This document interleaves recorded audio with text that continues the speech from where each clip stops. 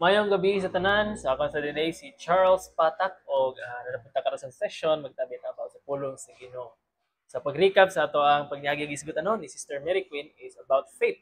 Sa pagtuo nga atong ibutang diya sa Ginoo, direkta sa Ginoo. So sa ato pang previous pod ng mga video, ito talk about grace, no, talk about kanaging sa ang gugma sa Ginoo, no, o sa ang kanaging kinabuhi nga walay katapusan nga naa ni Kristo, no, sa ingana ato mga gibutang diyan. So katong tanan natoy connection, no, hangtod karon murtag gatahi, no, hangtod karon mo na to ang main point, no, nga ang kanaging ang pulong sa Ginoo is kaning mo'y muharis tong tasatagsa sa kinabuhi. So sa pag recap, no, sa atong mga tanan nga itong hisgutan o pag suppress pod, no, pag kumun-kumun atong tanan, no, ato tong itipunon o ato tong i-connect sa ato ang karon nga topic about service. Okay, so pagserbisyo. Okay, so kibaw ko mo serbisyo mo sa ubang tao, serbisyo sa mga inahan.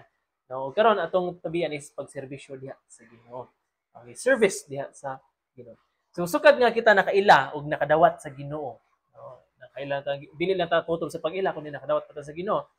Nay mutungha sa tuang hunahuna og kasing-kasing na unsa naman ako buhaton sunod. Like mituna ko sa Ginoo, ni dawat ako sa Ginoo, ano na ang Ginoo sa akong kasing-kasing. And then unsay sunod ko buhaton, no?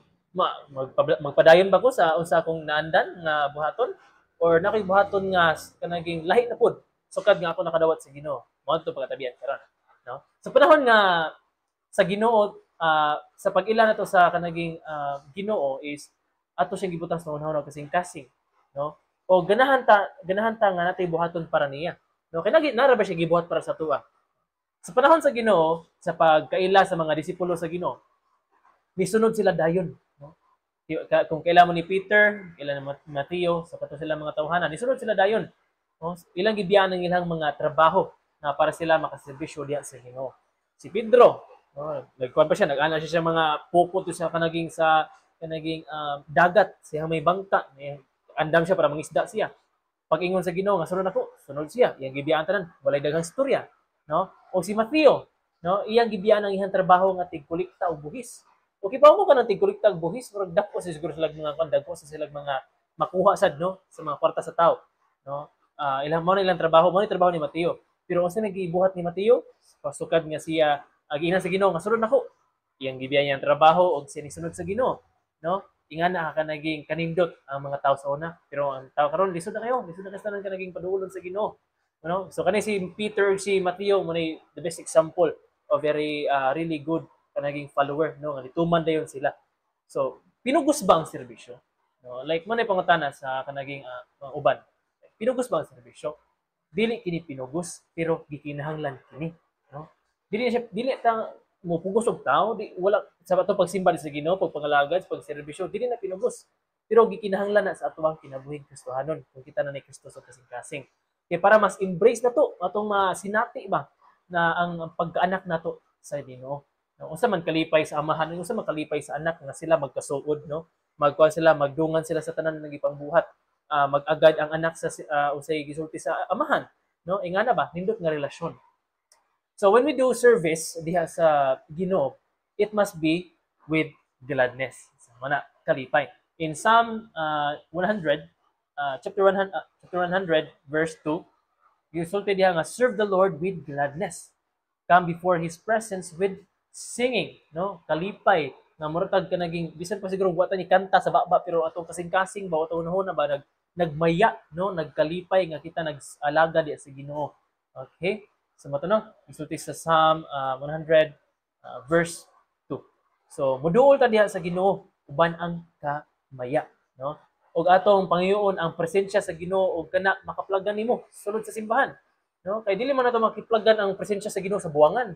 Dili nato makaplagan ang presensya sa Ginoo sa bisan asa pang lugar kundi ada sa simbahan, no? Og kanang simbahan nga nagtudlo sa kamatuoran, nagsubay sa Biblia.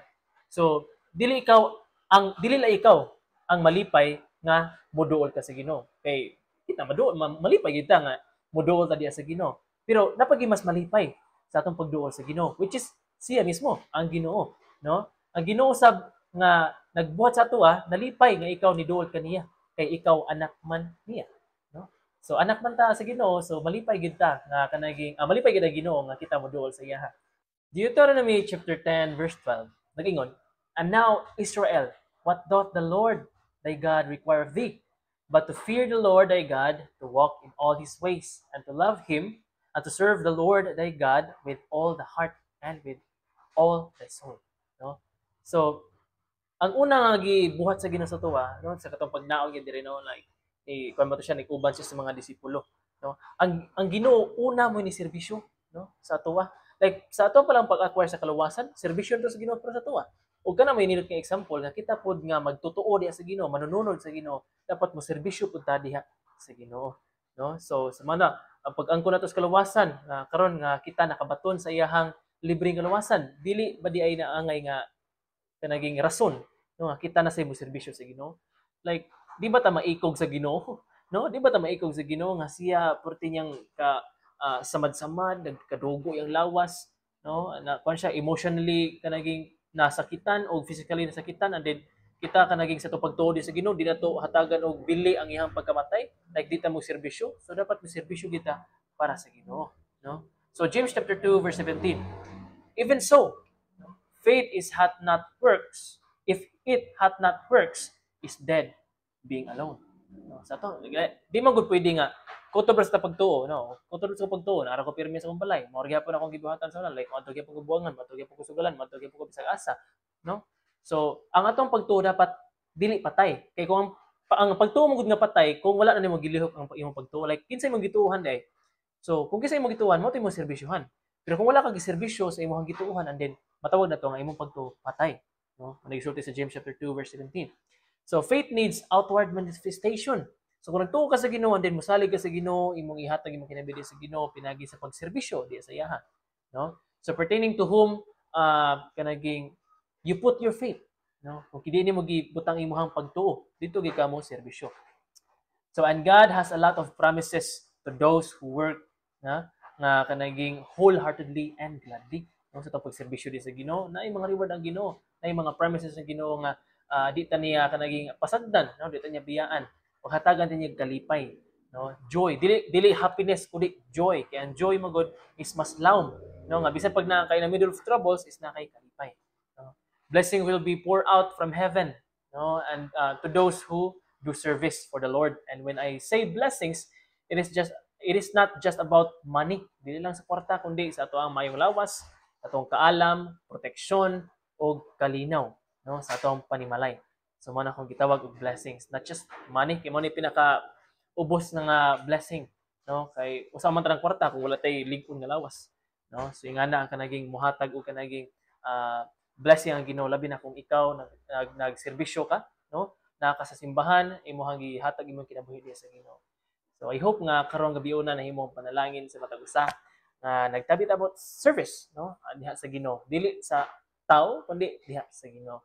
So sa inyong pag-scroll sa ubos or sa babaw, sa pagbalhin ninyo og kanaging video, please do leave hit that like button and comment, share, and then kami nag-look forward being nga kamo na amoy nindot nga adlaw sa umabot pa. Nindot ka semana, nindot nga buwan, nindot nga tuig. Maro to, salamat sa pagpaminaw.